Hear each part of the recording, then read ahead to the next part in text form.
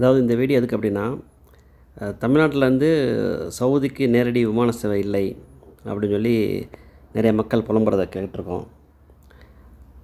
ஆனால் ஆல்ரெடி நம்மளுக்கு கிடைக்கக்கூடிய சர்வீஸுகளை நம்ம பயன்படுத்திக்கிறதே கிடையாது. இப்போ உதாரணத்துக்கு, இப்போ இந்த இண்டிகோ ஃப்ளைட்டில் பார்த்தீங்கன்னா, மதுரையிலேருந்து ரியாத்துக்கு ரொம்ப சீப் ரேட்டில் ஃப்ளைட் விட்ருக்கான்.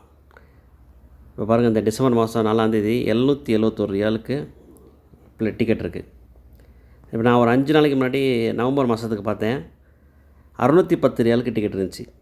என்னோடய சரித்திரத்தில் மதுரையிலேருந்து ரியாத்துக்கு 610 ரியாலில் டிக்கெட்லாம் இருந்தது பார்த்தேன்.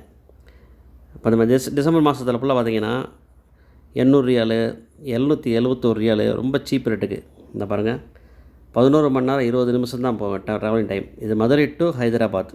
ஹைதராபாத்தில் 4 ஹவர்ஸ் வெயிட்டிங்கு, அதுக்கடுத்து ஹைதராபாத் டு ரியாத். இப்படி சர்வீஸ்லாம் இருக்குது. இதை மக்கள் பயன்படுத்திக்கிறதே இல்லை.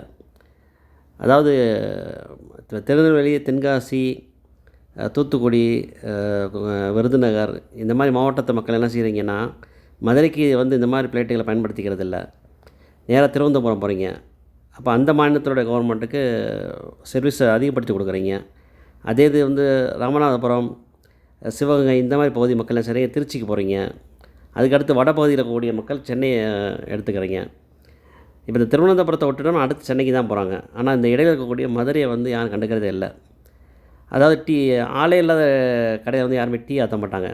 அந்த மாதிரி சர்வீஸ்கள் அதிகம் இல்லை. மக்கள் போக்குவரத்து இல்லைன்னா அவங்க இந்த மாதிரி சர்வீஸ்களை நிப்பாட்டிடுவாங்க. ஏன்னா இப்போ சமீபத்தில் ஒரு நியூஸ் பார்த்தேன், மதுரையிலேருந்து ஒரே ஒரு பயணி மட்டும் போகிறதா இருந்ததுனால அந்த ஃப்ளைட்டை கேன்சல் பண்ணிவிட்டு அவருக்கு 2 நாள் கழித்து டிக்கெட் கொடுத்ததாக ஒரு நியூஸ் பார்த்தோம். அப்போ இவ்வளோ சீப்பாக சர்வீஸ் கொடுக்க ரெடியாக இருக்காங்க. இப்போ இந்த ஃப்ளைட்னா இண்டிகோலாம் ஃப்ளைட் நல்லா தான் இருக்கும். யாரும் போய் பயன்படுத்துகிறதில்ல. அதே மாதிரி மதுரையிலேருந்து தமாமுக்கு டெய்லி ஃப்ளைட் இருக்குது. ரொம்ப சீப் ரேட்டில் இருக்குது. 500 ரியால் 600 ரியால் டிக்கெட் இருக்குது. யாரும் பயன்படுத்திக்கிறதே இல்லை. அப்புறம் இந்த சர்வீஸ்க்கெல்லாம் அவன் ஆள் இல்லைன்னா கட் பண்ணிடுவான். இப்போ பாருங்கள், இந்த டிசம்பர் மாதம் 4ஆந்தேதிக்கு சீப்பாக இருக்குது. நான் நவம்பர் மாதத்துக்கு 610 ரியால் பார்த்தேன். அது இப்போ ரேட்டு கூடிடுச்சு. அது பாருங்கள், ஃபுல்லாக பாருங்கள், 783 ரியாலுக்கு டிக்கெட்டுக்கு, 832 ரியால், 808 ரியாலு.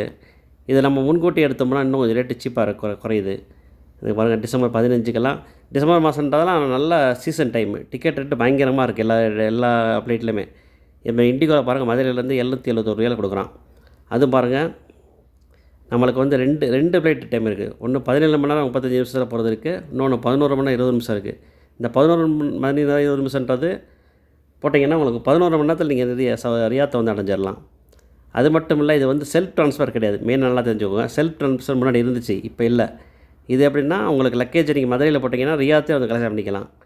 இந்த மாதிரி இருக்குது. பயன்படுத்திக்கிட்டிங்கன்னா நமக்கு சேவைகள் அதிகமாக கிடைக்கும். இது ஏன் அப்படின்னா, நான் இதில் எனக்கு எந்த லாபம் கிடையாது. நான் இந்த இண்டிகோவில் ஒர்க் பண்ணவும் கிடையாது, ட்ராவல்ஸ்லேயும் கிடையாது. எனக்கு இது சம்மந்தமே இல்லாத ஃபீல்டு. நான் மதுரைக்காரன்றனால இந்த மதுரையுடைய விமான நிலையத்தை பயன்படுத்துகிறீங்கன்னா தொடர்ந்து இந்த ஃப்ளைட்டு கண்டினியூவாக கிடைக்கும், இந்த சர்வீஸ் கிடைக்கும் அப்படின்ற காரணத்துக்காண்டி தான் இந்த வீடியோ. பயன்படுத்திக்கோங்க. அதிகமாக மக்களுக்கு ஷேர் பண்ணுங்கள்.